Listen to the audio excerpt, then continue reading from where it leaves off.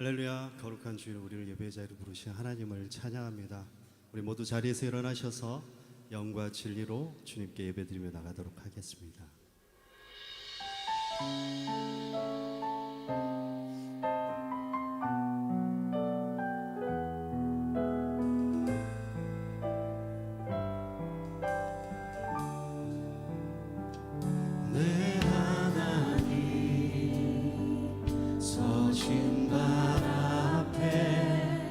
무릎 꿇고 경배하리. 큰 권능과 영광이 가득한 내 아버지 계신 이곳, 하나님의 그 크신 사랑이 우리 죄를 사하셨네. 어린 양의 보혈의 은혜로 나 담대히 나가리.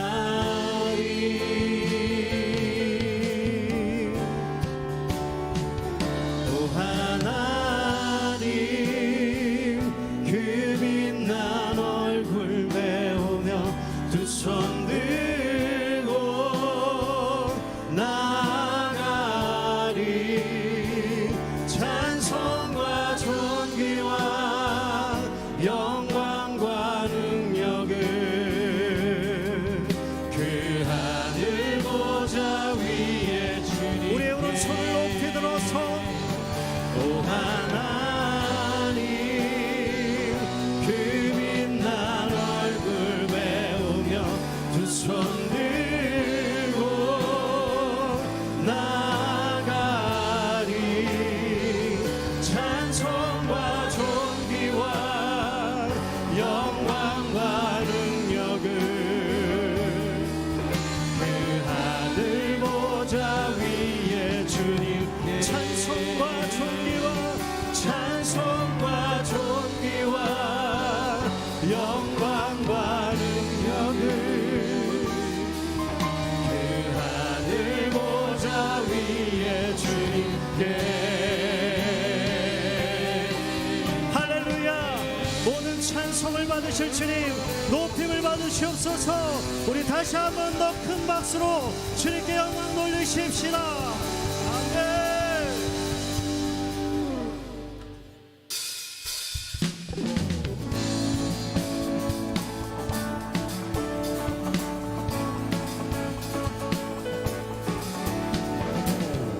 하늘 위에 주님 밖에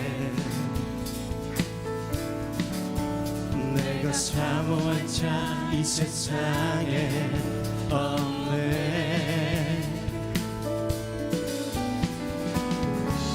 내 맘과 힘은 믿을 수 없네. 오직 한 가지 그 진리를 믿네. 주는 나의 힘이요, 주는 나의 힘이요, 주는 나의 힘이요. 영원히 주를 의지하리. 주는 나의 힘이요, 주는 나의 주는 나의 힘이요. 영원히 주를 의지하리. 영원히. 우리 다시 한번 더 하늘 위에 주님 밖에 내가 사모할 자 이 세상에 없네.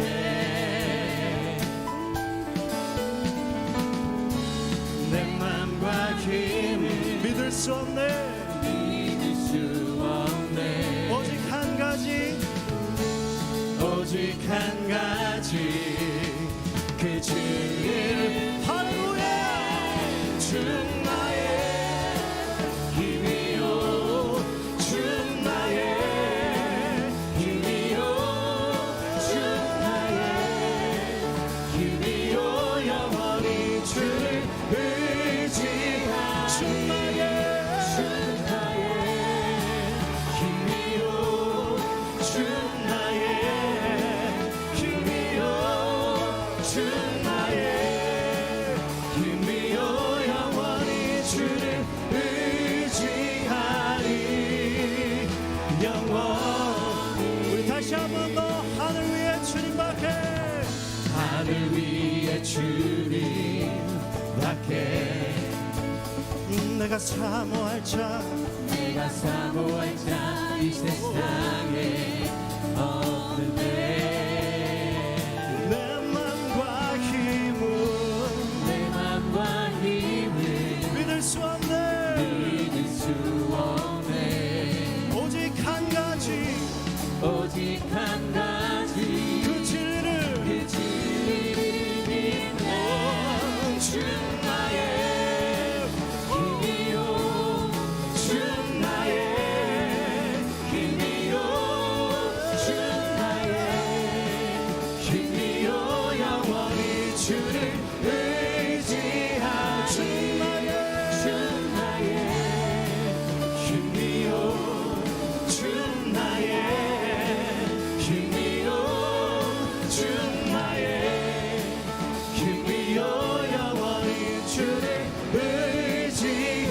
의지하리 영원히 보라 주님 보라 주님 구름 타시고 나 밟을 때 다시 오시네 모두 외치세 이 은혜의 해리 시온에서 구원이 보라 주님 보라 주님 구름 타시고 나 밟을 때 다시 오시네 모두 외치세 이 은혜의 해리 시온에서 우리의 목소리로 보라 주님 보라 주님 구름 타시고 나 밟을 때에 다시 오시네 모두 외치세 이는 은혜의 해니 시온에서 구원이 보라 주님 보라 주님 구름 타시고 나 밟을 때 다시 오시네 모두 외치세 이는 은혜의 해니 시온에서 구원이 임하네 할렐루야 모든 찬송과 영광을 주님 받으시옵소서. 우리 다시 한 번 더 함성과 박수로 주님께 영광 돌리십시다. 계속해서 자리에 앉으셔서 주님 경배하시겠습니다.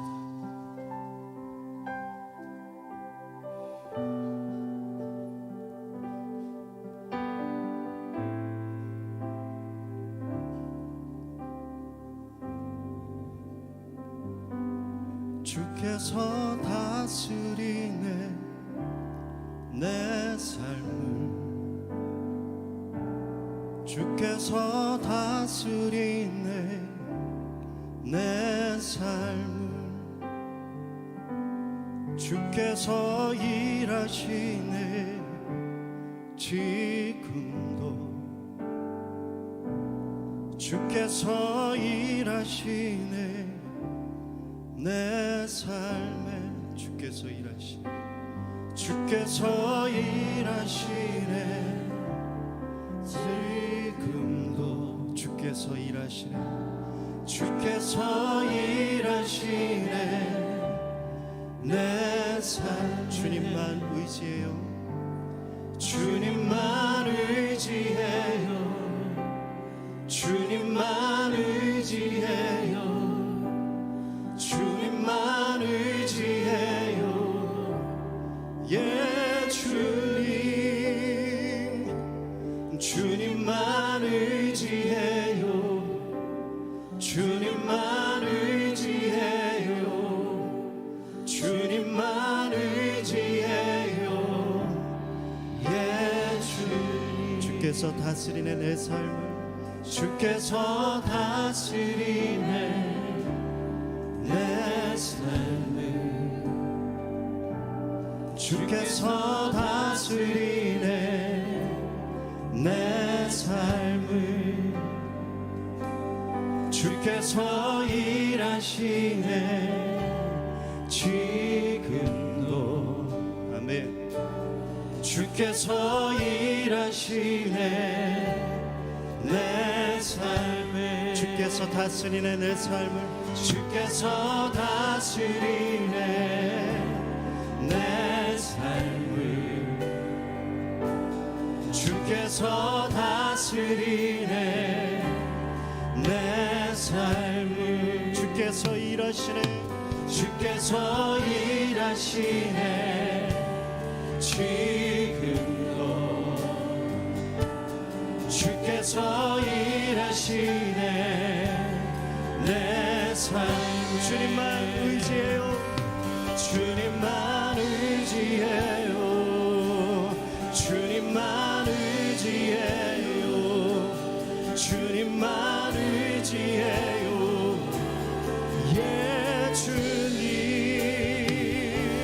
주님만 의지해요 주님만 의지해요 주님만 의지해요 예 주께서 다스리네 주께서 다스리네 이 땅을 주께서 다스리네 주께서 다스리네 이 땅을 주께서 일하시네 주께서 일하시네 이 순간 이 순간 주께서 일하시네 이곳에 주님만 예배해요 주님만 예배요 주님만 예배요 주님만 예배요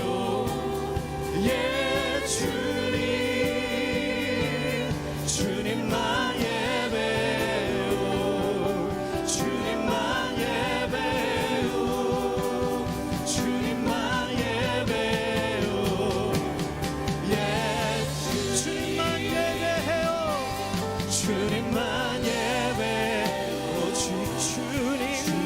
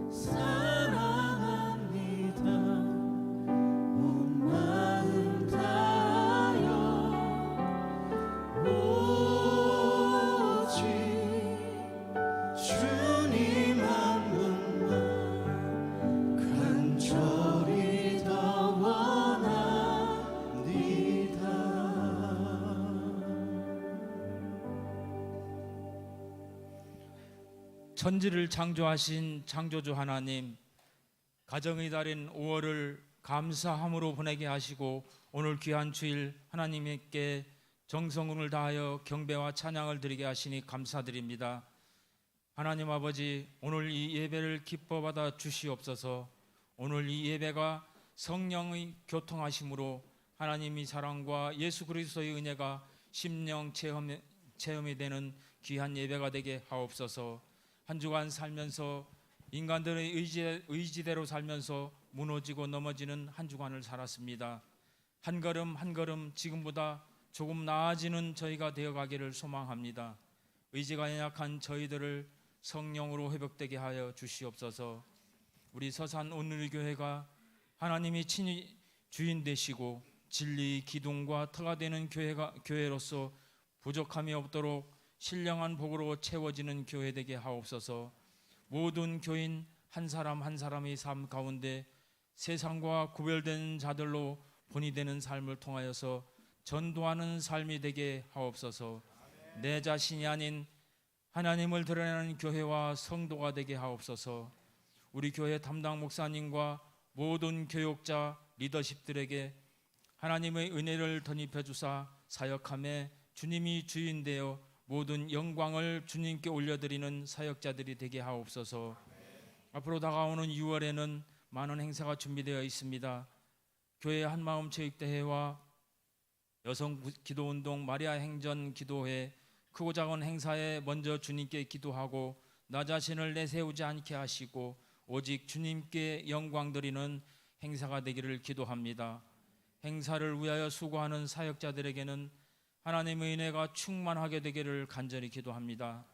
우리 교회 차세대의 미래의 희망들을 사랑하시는 하나님, 주님의 사랑으로 이 나라의 꿈나무들이 올바르게 성장하여서 이 나라와 민족의 기둥으로 성장하기를 기도합니다.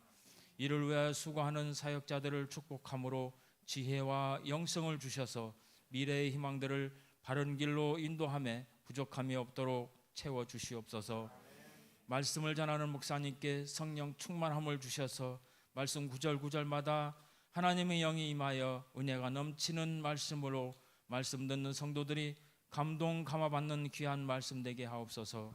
이 나라 대한민국을 사랑하시는 하나님, 물질의 풍요로움을 주심에 감사합니다.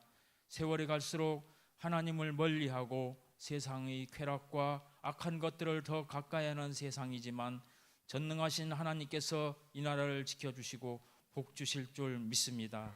이 나라가 하나님의 나라와 의를 구하는 복된 나라가 되기를 인도하여 주시길 간절히 기도합니다. 남과 북이 평화롭게 되게 하시고 북녘 땅에도 복음이 전해져서 많은 생명들이 구원받는 날이 속히 오게 하옵소서.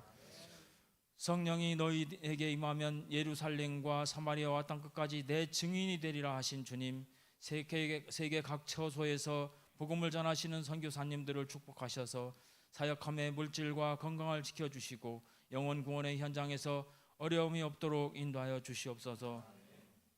서산 M센터 주관으로 6월에 떠나는 해외 아우리치를 위하여 기도하고 있습니다. 첫 발을 띄고자 합니다.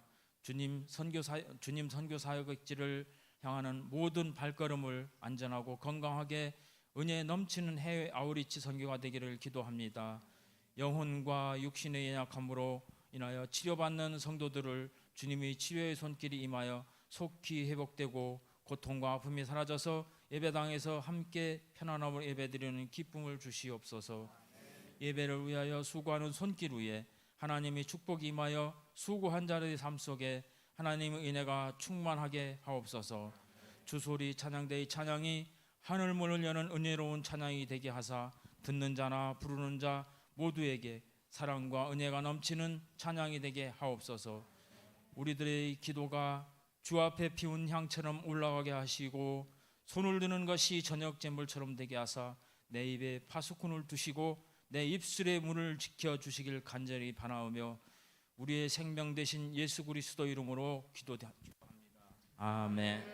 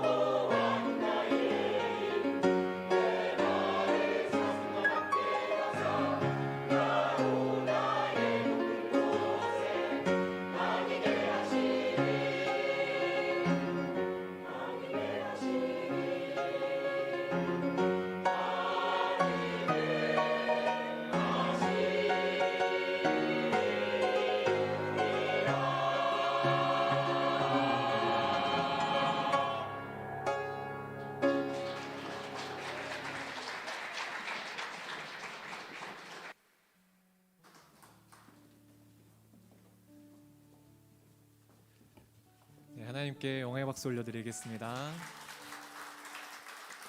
2부 예배 나오신 모든 성도님들 주님의 이름으로 환영하고 축복합니다. 또 영상으로 예배드리신 모든 분들에게 하나님의 은혜가 함께하기를 축복합니다.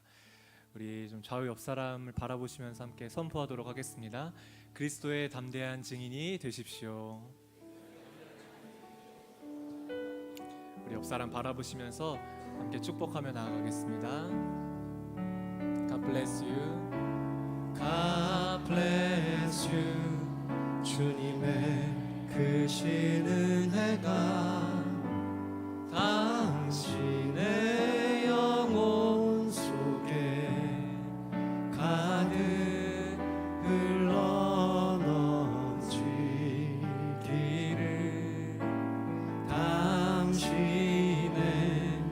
몸과 마음 붙드시며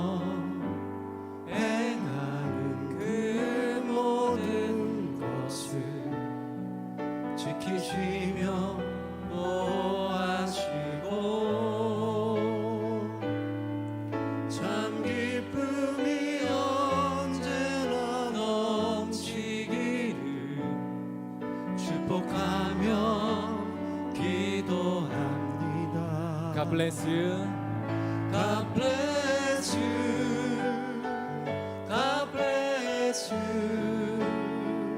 God bless you. God bless you. 축복해요.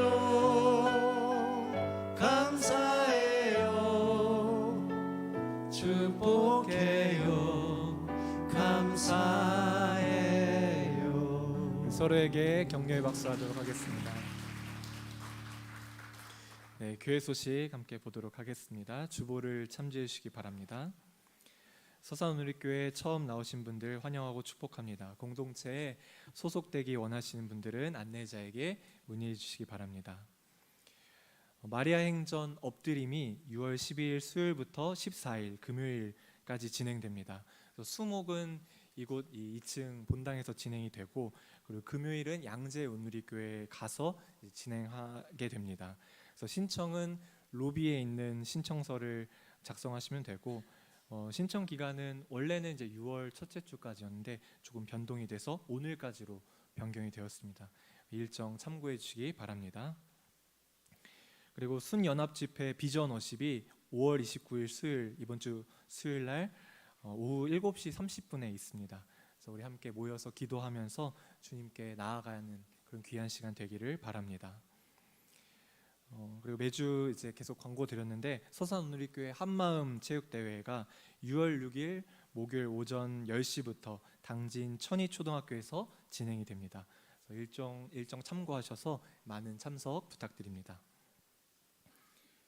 그리고 6월 월간지 광고입니다. 그래서 베드로 전후서 오바댜 열왕기하 이렇게 이제 말씀을 살펴보게 됩니다. 그래서 말씀 속에서 우리가 주님의 크신 은혜를 경험하게 되기를 소망합니다. 현재 담당 목사님은 태안 온누리교회를 섬기고 계십니다. 네, 여기까지고 우리 나라와 민족을 위해서 함께 기도하도록 하겠습니다.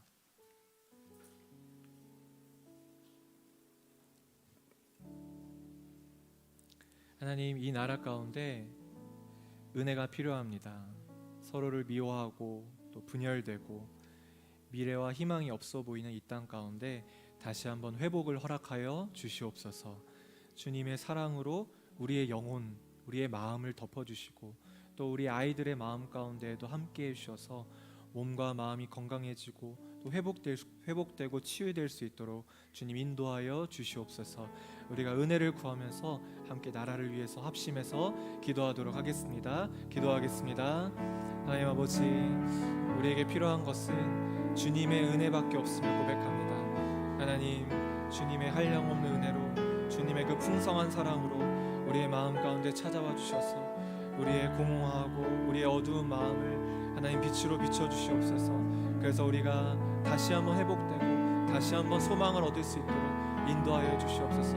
우리의 낙심한 마음 가운데, 우리의 절망 가운데, 우리의 외로움과 두려움 가운데 주님 친히 임재하여 주셔서 하나님 정말 주님의 그 크신 사랑 안에서 우리가 살아날 수 있도록, 다시 한번 회복될 수 있도록 인도하여 주시옵소서. 또 우리 아이들의 마음이 하나님 정말 주님의 사랑으로 물들고 그 안에서 하나님 참 기쁨과 참된 즐거움과 참된 행복을 누리며 살 수 있도록 주님 인도하여 주시옵소서. 우리가 구할 것은 주님 은혜밖에 없음을 고백합니다. 하나님 우리에게 은혜를 베풀어 주시옵소서. 우리를 불쌍히 여겨 주시고 우리 안에 주님의 그 사랑을 부어 주시옵소서.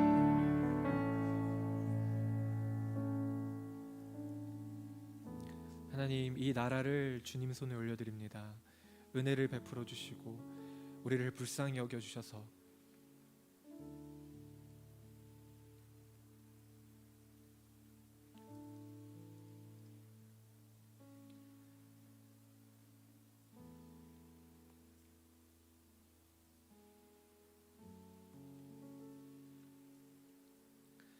회복과 치유가 일어날 수 있도록 주님 인도하여 주시옵소서. 우리 아이들의 마음이 공허해지지 않고 낙심하지 않고 우리 모두가 주님의 그 사랑 안에 거할 수 있도록 주님 인도하여 주시옵소서.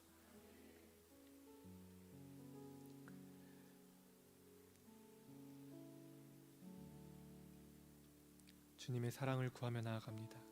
예수님의 이름으로 기도합니다. 아멘. 네, 오늘 하나님께서 우리에게 주신 말씀은 사도행전 9장 32절에서 43절입니다. 사도행전 9장 32절에서 43절입니다. 교독해서 읽도록 하겠습니다. 제가 먼저 읽겠습니다. 한편 베드로는 여러 지역을 두루 다니다 루다에 사는 성도들을 방문하게 됐습니다. 거기서 애니아라는 사람을 만났는데 그는 중풍에 걸려 침대에 누워 있은 지 벌써 8년이나 됐습니다. 베드로가 그에게 애니아여, 예수 그리스도께서 그대를 고치실 것이요 일어나 자리를 정돈하시오. 그러자 곧 애니아가 일어났습니다. 루다와 사론에 살고 있던 모든 사람들이 그를 보고 주께로 돌아왔습니다. 요바에는 다비다라고 부르는 여제자가 있었는데 그리스 말로는 도르가입니다. 그녀는 언제나 선한 일을 하고 가난한 사람들을 도왔습니다. 그 무렵 다비다가 병들어 죽게 되자 그 시신을 씻어 다락방에 두었습니다. 루다는 요바에서 가까운 거리인데 제자들은 베드로가 루다에 있다는 소식을 듣고 두 사람을 베드로에게 보내 속히 와달라고 간청했습니다. 그래서 베드로는 일어나 그들과 함께 갔습니다. 그가 요바에 도착하자 사람들이 다락방으로 안내했습니다. 모든 과부들이 베드로를 둘러서서 울며 다비다가 살아있을 때 만든 속옷과 겉옷을 보여주었습니다. 베드로는 사람들을 모두 방에서 내보낸 후 무릎을 꿇고 기도했습니다. 그러고는 시신을 향해 몸을 돌려 다비다야 일어나거라 명령하자 다비다가 눈을 뜨고 베드로를 보며 일어나 앉았습니다. 베드로는 손을 내밀어 그 여인의 손을 잡아 일으켜 세우고 성도들과 과부들을 불러 다비다가 살아난 것을 보여주었습니다. 이 일이 온 요바에 알려지면서 많은 사람들이 주를 믿게 됐습니다. 베드로는 요바에서 여러 날 동안 가죽 제품을 만드는 시몬의 집에 머물렀습니다. 아멘. 매월 마지막 제주는 위임 목사님 설교를 듣는 시간입니다. 치유의 기적, 구원의 초청장이 되다라는 제목으로 말씀 선포해 주시겠습니다. 오늘 말씀은 베드로의 사역을 통해 하나님께서 놀라운 치유의 기적을 일으키셨고 또 그 기적을 통해 많은 사람들이 주께로 돌아오는 놀라운 이야기를 기록하고 있습니다. 예수님께서 제자들에게 나를 믿는 자는 나보다 더 큰 일도 하리라 말씀하신 그 말씀이 사도행전을 통해 이루어지고 있다는 것을 보여줍니다. 그것은 그 예수님의 제자 사도들이 일으킨 것이 아니라 믿는 그 사도들을 통하여 살아계신 그리스도께서 여전히 역사하고 계심을 우리에게 보여주고 있습니다. 예루살렘 성전 문 앞에 앉아있던 병자를 고치는 통로가 되었던 베드로가 이제 예루살렘 밖에 여러 도시들에서도 동일한 통로가 되어서 복음이 온 유대에 확산되는 그런 모습을 보여주고 있습니다. 앞서 사역하였던 이 빌립은 사마리아 지역을 다니며 복음을 전했습니다. 베드로는 온 유대 지역을 다니며 복음을 전했습니다.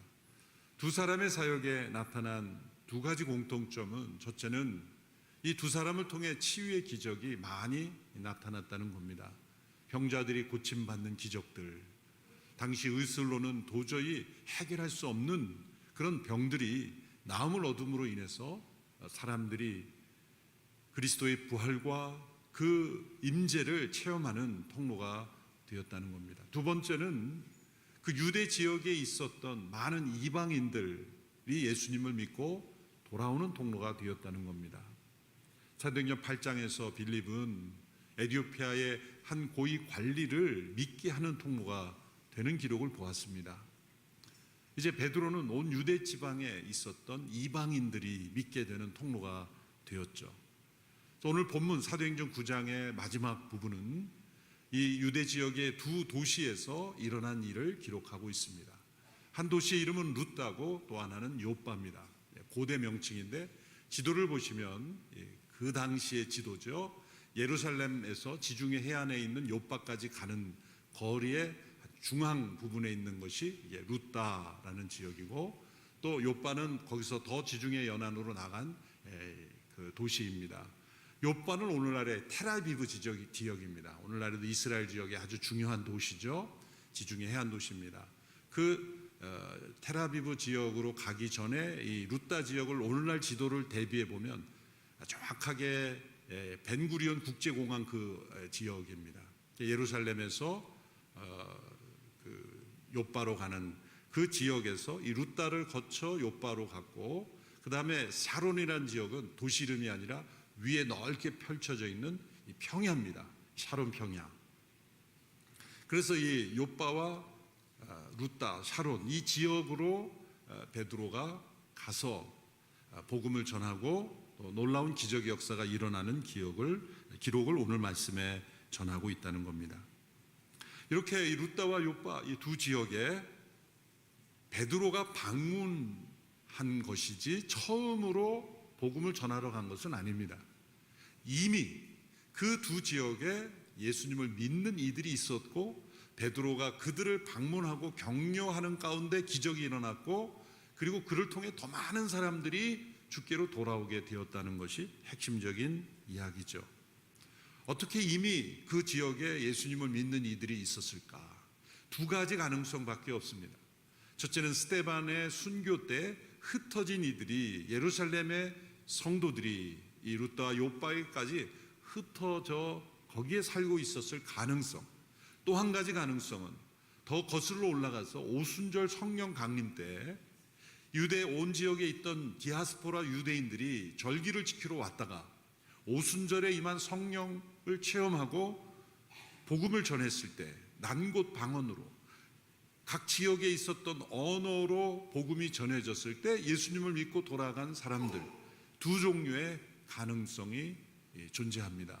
어떤 경우이든지 중요한 것은 사람들이 흩어지기 전에 이미 그곳에 하나님의 놀라운 섭리로 예수님을 믿고 변화된 이들이 있었다는 겁니다. 우리나라에도 복음이 처음에 들어왔을 때 선교사님들이 복음을 물론 전했습니다. 놀라운 것은 어떤 경로를 통해서이든지 또 이미 그 복음을 전해 듣고 받아들일 준비가 되어 있었고, 또 더 나아가서 성경도 스스로 번역하는 일들도 이루어지고, 그런 모든 것들이 함께 만나는 역사, 이것이 하나님의 섭리의 역사이죠.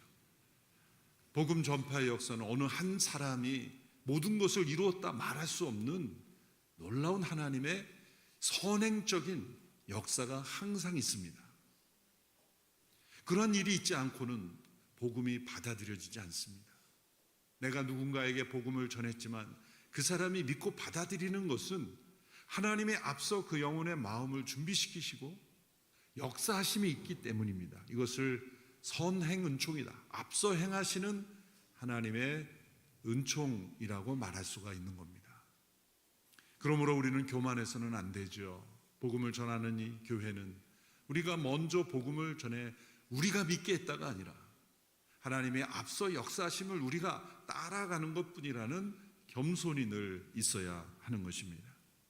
이렇게 베드로가 루다에 있는 성도들을 격려하기 위해 방문하던 그 가운데 놀라운 기적이 일어난 것입니다. 베드로가 기적을 행하려고 다닌 것이 아니라 성도들의 믿음을 격려하러 가는 가운데 기적이 일어났다는 것이 중요합니다. 사도 바울도 복음을 전하러 1차, 2차, 3차 이렇게 전도 여행을 다닐 때 처음으로 복음을 전하는 그 지역을 2차 여행 때는 다시 그 지역을 방문해서 믿기로 결신한 그 사람들이 믿음 안에서 잘 자라나고 있는가, 그것을 격려하는 사역을 반드시 하고 나서 새로운 지역에 들어갔습니다. 러브소나타에서 결신한 영혼들은 일본의 각 지역 교회들이 나누어서 한 사람 한 사람, 어느 교회는 한 영혼이 오고 어느 교회는 몇 명이 오고, 이렇게 그 영혼들을 잘 초청하고 또 믿음 안에 잘 자라도록 격려하는 이 사후 양육을 반드시 행하고 있습니다. 베드로가 그러한 일을 한 것입니다. 그런데 루다에서 이제 중풍병에 걸려 8년 동안 침대에만 누워있던 애니아라는 사람을 고치게 됩니다. 베드로는 그 루다에 있는 애니아라는 사람을 만나자마자 직설적으로 명령하듯 이렇게 말합니다. 애니아여, 예수 그리스도께서 당신을 고치실 것이요, 일어나 자리를 정돈하시오.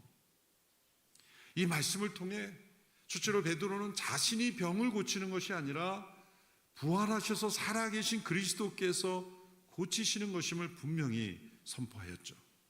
이렇게 베드로가 만나자마자 선포할 수 있는 이유는 무엇입니까? 이미 그 병자를 보기 전에 혹은 보는 순간 주님으로부터 내가 이 병자를 고칠 것이라는 음성을 확실히 들었기에 담대하게 만나자마자 선포할 수 있었던 것입니다. 베드로가 고치고 싶어서 혹은 병자가 요청해서 베드로에게 그런 신비한 능력이 있어서가 아니라 부활하신 주님의 영이 베드로와 함께 하셨기에 그 애니아라는 병자를 주께서 고치신다는 그런 확신이 있었기 때문입니다. 둘째로 주님께서 고치신 기적인지 아닌지 그 결과가 확인되었습니다.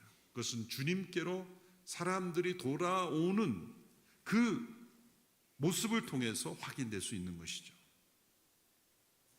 많은 사람들이 주께로 돌아왔다. 오늘 말씀에서 그것을 강조하고 있습니다. 베드로를 주목한 것이 아니라 주님께로 돌아왔다라는 겁니다. 루다라는 지역에 있던 애니아가 베드로가 예수 그리스도께서 당신을 고치실 것이오라고 할 때 믿음으로 응답할 수 있었던 이유는 무엇입니까? 그것은 이미 애니아가 어느 정도 예수 그리스도에 대한 소식을 들어서 알고 있었기 때문이죠. 전혀 들어보지 못한 이름이라면 어떻게 반응하겠습니까? 그냥 당황만 했겠죠. 이것은 우리가 예수 그리스도에 관한 소식을 사람들에게 미리 알려야 할 필요가 있다는 것을 보여줍니다. 예수님을 믿지 않는 사람들도 우리 사회에도 예수님에 관하여 어느 정도는 알고 있어요. 크리스마스에 대한 소식, 또 부활절 이렇게 절기를 통해 알려지기도 하고, 또 어렸을 때 교회를 좀 다녀보기도 하고, 직간접적으로 미션 스쿨에서 듣기도 하고, 다 예수님에 대해서 정보는 다 알고 있습니다. 믿지 않을 뿐입니다. 그 지식이 믿음과 연결되지 않는 단계가 분명히 있는 겁니다. 저와 여러분도 예수님에 관하여 듣고는 있었지만 믿게 된 시점까지는 그 간격이 있을 수 있지 않습니까? 그런데 전혀 소식을 듣지 못하고 있다가 믿게 된 사람보다는 어느 정도 먼저 그 소식을 듣고 있는 가운데 성령님이 역사하셔서 믿음을 가지게 되는 경우가 많은 것입니다. 애니아라는 사람도 마찬가지입니다. 베드로가 길을 가다가 아무나 만나서 애니아여 그렇게 부르진 않았을 거 아닙니까? 분명히 그 사람의 이름을 알았고 그것은 예수님을 믿는 성도들 주변에 있던 누군가였을 겁니다. 그러나 예수님에 관해서도 들었지만 아직 믿음을 가지지 않았던 그 성도들의 울타리 밖에 있었던 어떤 주변, 그러나 관계는 있었던 사람, 바로 그 사람이실 가능성이 많습니다. 그러므로 오늘 이 시대 애니아와 같은 사람들에게 우리는 믿든지 안 믿든지 받아들이든지 받아들이지 않더라도 예수님이 이런 분입니다. 예수님은 이런 분입니다라는 소식을 늘 전해야 하는 겁니다. 그랬을 때 그 사전에 알고 있었던 그 지식을 성령님께서 역사하셔서 어느 한순간에 놀랍게 구원 얻는 기적을 일으키실 수가 있는 것입니다. 셋째로 예니야라는 사람은 큰 병에 걸려 있었기에 큰 은혜를 체험하며 구원받은 것입니다. 큰 병이 있었기에 기적적인 치료의 은혜를 받을 수 있는 것입니다. 우리 성도님들 가운데도 큰 병에 걸리신 분들이 계십니다. 지금도 이 방송을 병상에 누워 듣고 예배 드리는 분도 계실 겁니다. 큰 병이란 하나님의 벌이 아니라 큰 은혜의 통로라는 것, 그런 믿음을 가지셔야 하는 것입니다. 큰 병으로 하나님이 나를 벌 주시는가가 아니라 이 큰 병을 통해 나에게 큰 은혜를 예비하셨구나. 이 병이 완전히 고침을 받든 고침받지 않든 어느 쪽이든지 이 큰 병을 통해 나를 하나님께서 큰 은혜를 주시려고 하는 것이구나. 그저 쉽게 약 한두 번 먹으면 끝나는 병을 가지고 간절하게 무릎 꿇고 사람들은 기도하지 않습니다. 그러나 병원에서도 해결할 수 없는 질병이라는 소식을 들었을 때 많은 사람들은 하나님을 바라보게 되지 않습니까? 큰 병이어야 하나님을 바라보게 되는 인간의 마음, 큰 은혜를 주시려는 하나님의 계획인 줄 믿을 때 그것을 이길 수 있는 힘도 주시는 줄 믿습니다. 어떤 분들은 속으로 그렇게 생각할게요. 저는 큰 은혜 없어도 되니까 큰 병 없으면 좋겠습니다. 그 마음도 하나님이 모르시는 바는 아니죠. 저는 뭐 큰 은혜 없어도 되겠습니다. 그냥 무탈하게 살면 좋겠습니다. 그러나 언젠가 다가오는 죽음은 피할 수 있겠습니까? 그렇지 않지 않습니까? 큰 병을 통해 죽음을 맞든 아니면 무병으로 죽음을 맞든 죽음을 맞이하는 건 마찬가지입니다. 때로 암과 같은 질병이 우리를 괴롭게 하지만 때로 우리 인생을 뒤집어서 모든 것을 탈탈 털어서 그렇게 정결하게 하시는 그 병과 싸우면서 하나님 앞에 영원히 정결하게 되는 과정이라는 걸 생각할 때 병이 없었으면 깨닫지 못했던 하나님의 은혜가 있는 것이죠. 병이 고침받던 고침받지 않던, 고침받아도 은혜요, 고침받지 못해도 그것은 버린 것이 아니라 어떤 상황이든 그 병을 통해 나를 온전케 하시는 큰 은혜를 하나님이 주시는 것이다. 그런 믿음이 우리에게 있을 때 하나님은 놀랍게 우리를 변화시킬 것이죠. 육체적인 큰 병만이 아닙니다. 영혼의 큰 질병도 있습니다. 많은 사람들이 스스로의 힘으로 고칠 수 없는 죄의 병에 걸려 있지 않습니까? 바로 그 죄의 병을 고치시기 위해서 주님께서 오신 것입니다. 육체의 병은 고쳐지지 않을지라도 영혼의 병, 곧 죄의 질병은 십자가에서 완전히 고치시는 분이심을 믿을 때 놀랍게 우리에게 큰 은혜가 임하게 되는 것입니다. 애니야가 고침받을 때 필요했던 것은 넷째로 단순한 믿음뿐이었습니다. 애니야야, 그리스도께서 그대를 고치실 것이다. 일어나 자리를 정돈하라 하셨을 때 애니야의 마음속에 주어진 그 믿음, 이 단순한 믿음이 사람을 변화시키는 겁니다. 여러분, 한 영혼이 변화될 때 복잡한 사상을 말한다고 변화되는 것이 아닙니다. 당신을 사랑하는 분이 계십니다. 당신을 포기하지 않는 분이 계십니다.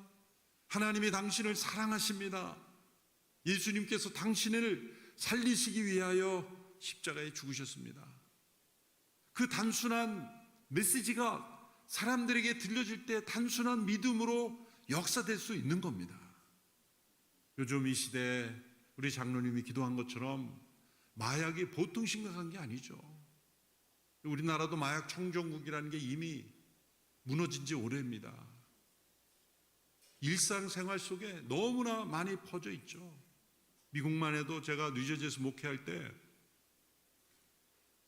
어떤 소식을 들었냐면 그 중고등부 학생 가운데 마약 경험 있는 거를 솔직하게 리포트해보니까 50%가 넘었어요.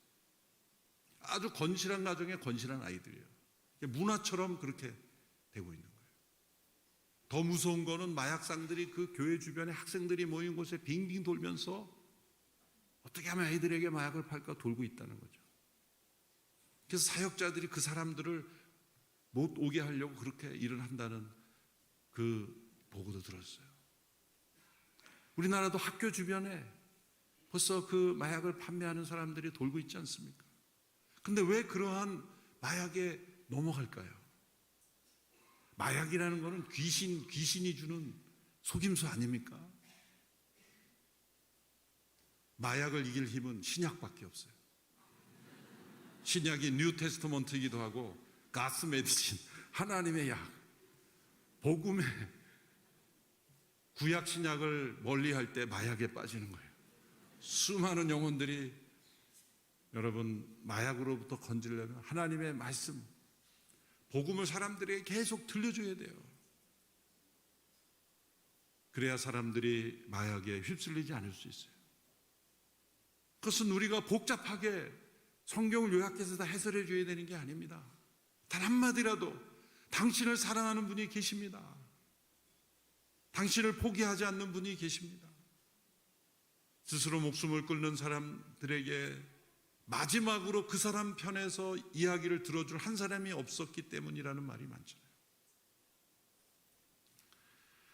복음의 역사가 베드로가 예니야에게 그리스도께서 당신을 고치실 것이요, 그것이 그 영혼에게는 복음이 되었던 거죠. 당신은 반드시 고침을 받을 수 있습니다. 그것이 복음의 역사로 그리스도 안에서 당신은 회복될 수 있습니다. 이거 신약의 메시지 아니에요. 신약. 육체적으로 먹는 약만 신약이 아니라 복음의 이 기쁜 소식, 이 신약을 사람들에게 전해주십시오. 그때 사람들의 마음속에 믿음이 생겨나는 겁니다. 애니야가 그래서 기적이 일어난 겁니다. 이것이 루다에서 일어난 기적이고, 이제 루다에서 이런 일이 일어났다는 것을 듣고 요바에서 한 10몇 킬로 떨어져 있죠, 지중해 해변에 있었던 지금의 텔아비브 지역에 있던 이들이 베드로를 긴급히 호출합니다. 왜냐하면 그곳에 있던 다비다라고 하는 여제자가 죽었기 때문입니다. 다비다라는 것은 셈족 언어인 아람어고요, 예수님께서도 산상수를 비롯해 여러 말씀을 아람어를 사용하셨어요. 지역 방언이죠. 그리스식으로는 도르가라고 불린다. 그러니까 이름이 하나는 아람어식, 하나는 그리스식. 마치 사울이 그 당시 히브리식 이름이고 그리스식 이름이 바울인 것처럼.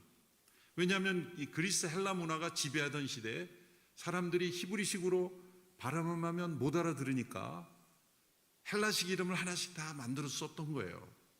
우리가 미국에 가면 한글로 이렇게 생활하기 어렵잖아요. 다 영어 이름을 하나씩 해야 그 사회에 동화되는 것처럼 똑같은 원리입니다.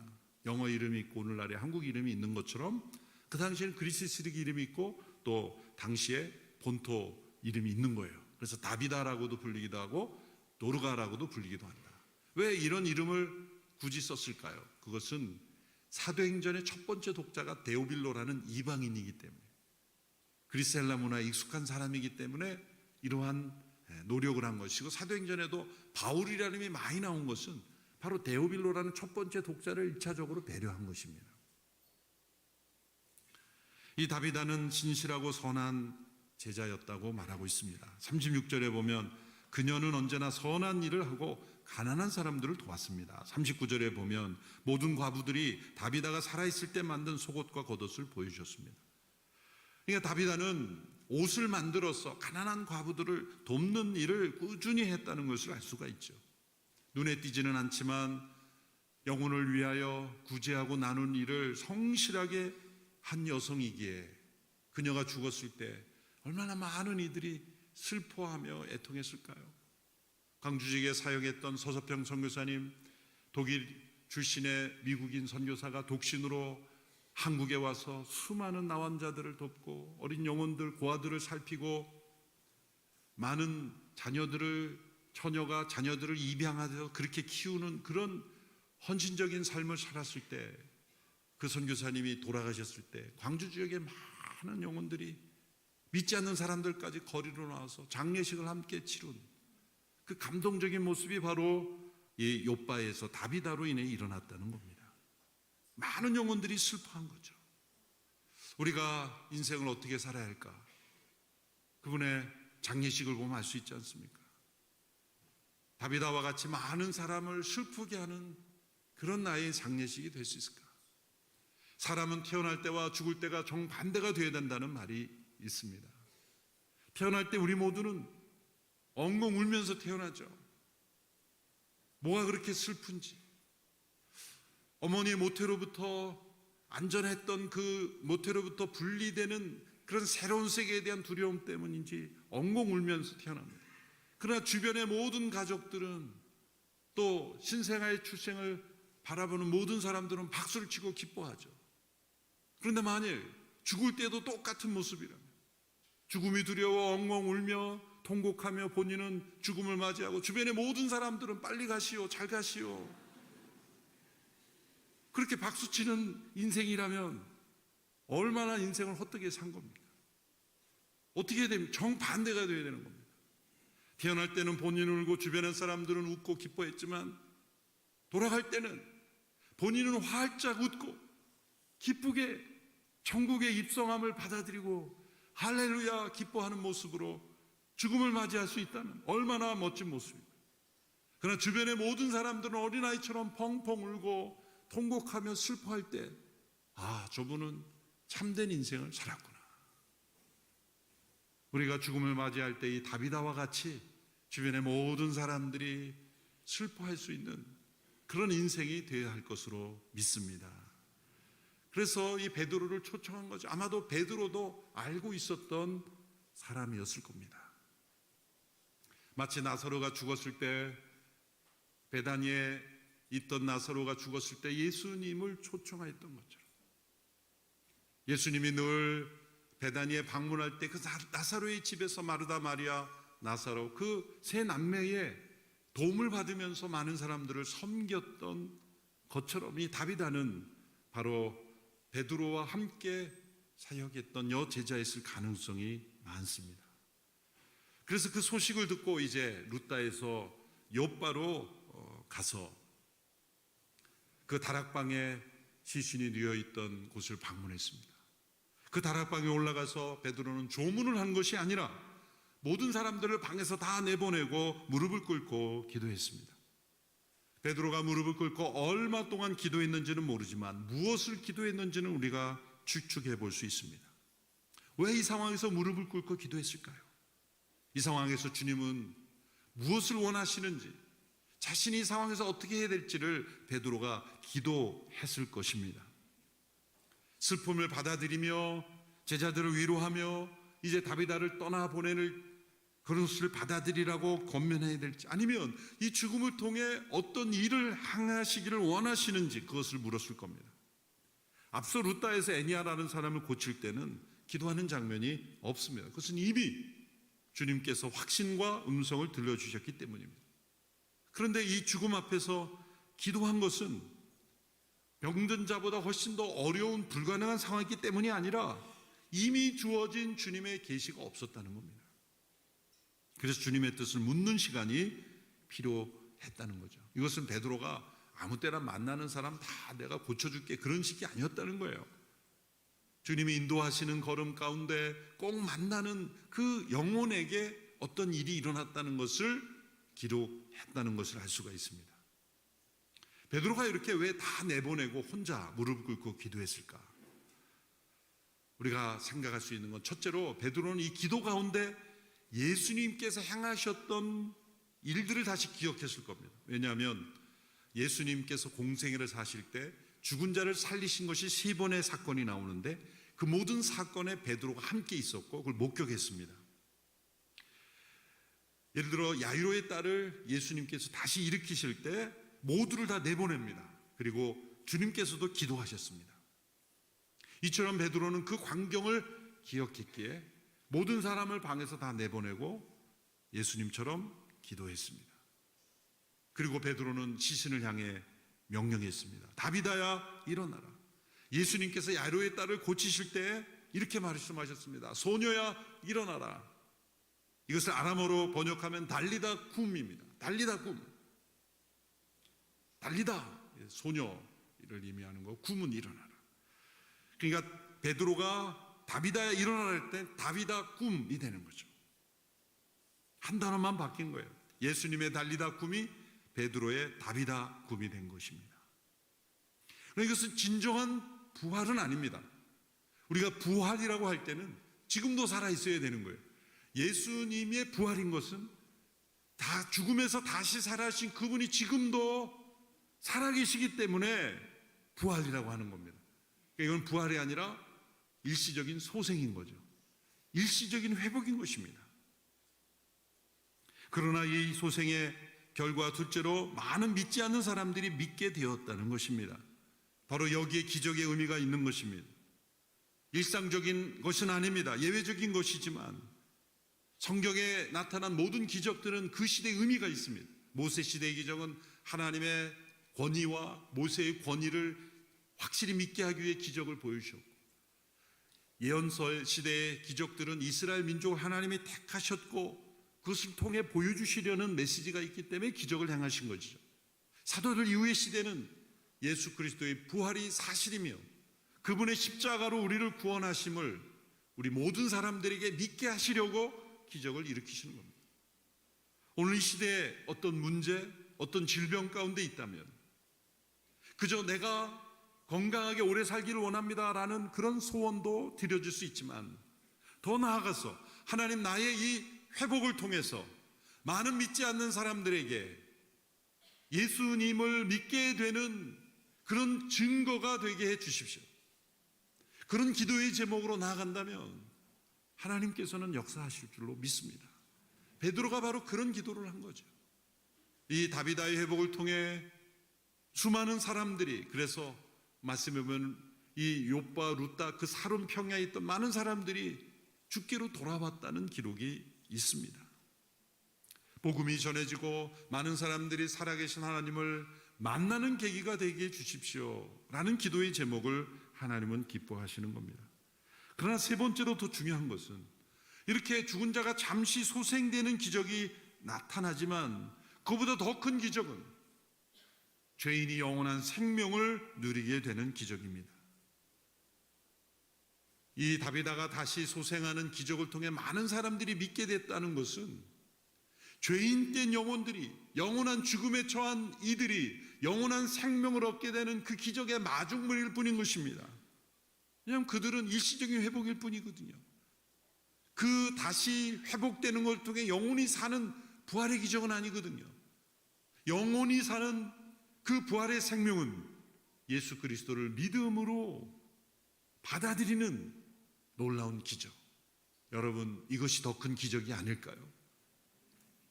영원한 죽음 가운데 처인 이들이 영원한 생명을 얻고 하나님 나라의 영원한 생명을 누리게 되는 것보다 더 큰 기적은 어디에 있을까요?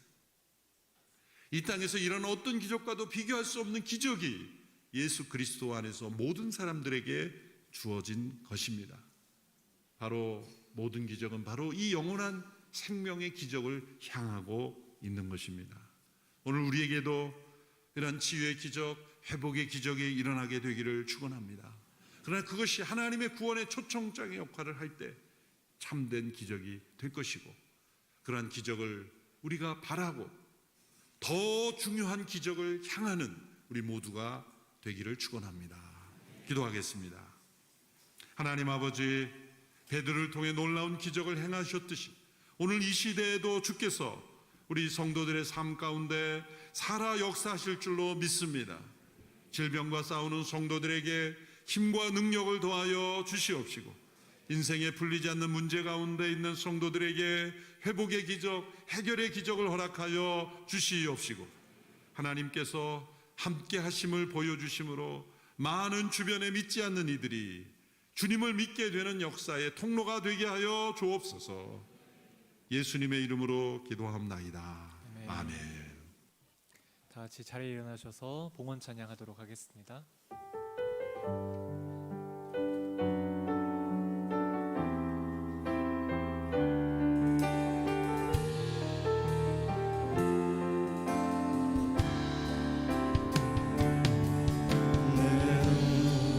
주의 영광을 보내 우리 가운데 계신 주님 그 빛난 영광 온 하늘 덮고 그 찬송 온 땅 가득해 주의 영광을 보내 찬송 가운데 서신 주님 주님의 얼굴을 온 세상 향하네 권능의 팔을 드셨네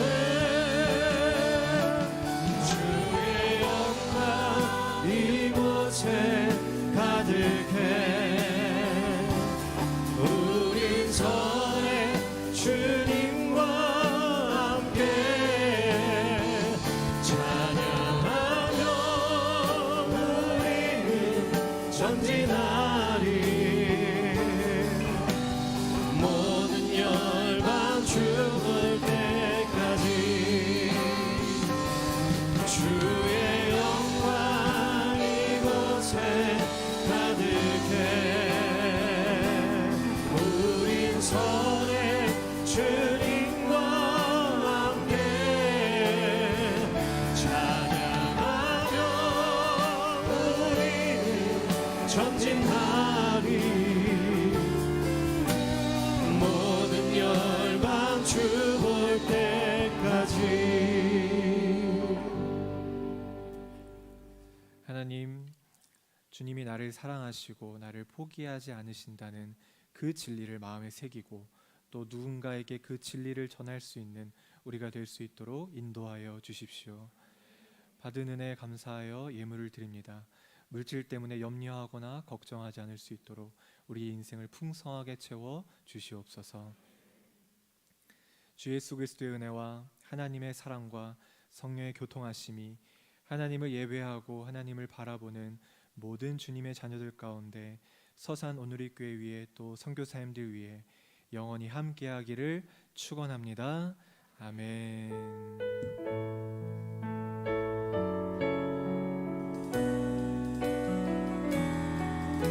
살아계신 하나님을 찬양합니다. 살아계신 주 나의 참된 소망 걱정 근심 전혀 없네 사랑의 주내 밝힘도 아니 내 모든 삶의 기쁨 늘 충만하네. 살아계신 주님께 영광과 돌려드리겠습니다.